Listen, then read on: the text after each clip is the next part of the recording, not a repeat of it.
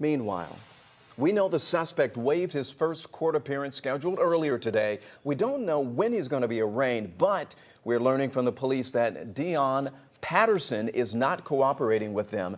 And as so many of us are desperately trying to understand why all of this happened, we went to a mental health expert for an explanation. They put a big emphasis on the fact that we shouldn't automatically link evil behavior with mental illness. 11 Live's Cody Alcorn live outside of Grady Hospital, where the 4 victims who survived the Midtown shooting are recovering at this hour. And Cody, you spoke with an expert in severe mental illness. What do they have to say?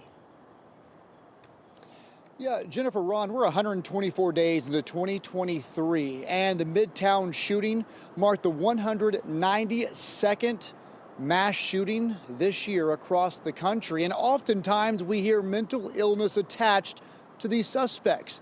But experts say in reality, only about 5% of mass shooting suspects have a real mental illness.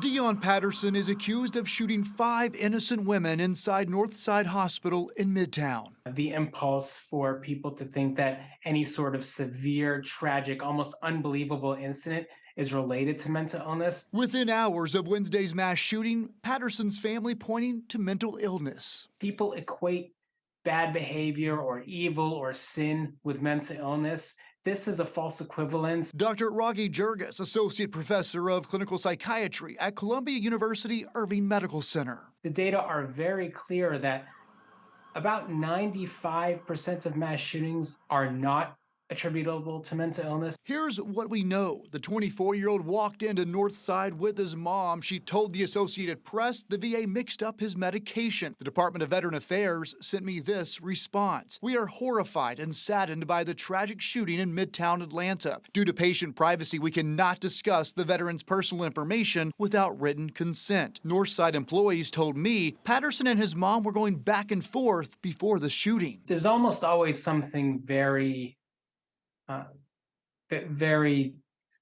different going on, usually related to whatever else would cause extremely terrible, bad, and in most cases, evil behavior. While the verdict is still out on what triggered Patterson, there are people who live with anxiety, who live with depression, who live with substance use, who are not violent. licensed counselor Laura Morse points out. I do feel like something has got to change, and we cannot scapegoat really anything.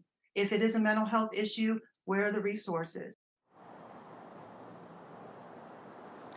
Dr. Ajurja says we really need to look at societal drivers if we do want to talk about preventing such horrific crimes. And both he and Morse brought up gun availability in our country. And while we are still grasping why this happened, I do want to mention the 4 surviving victims are here at Grady. 3 remain in the ICU tonight. 1 is in a private room in stable condition.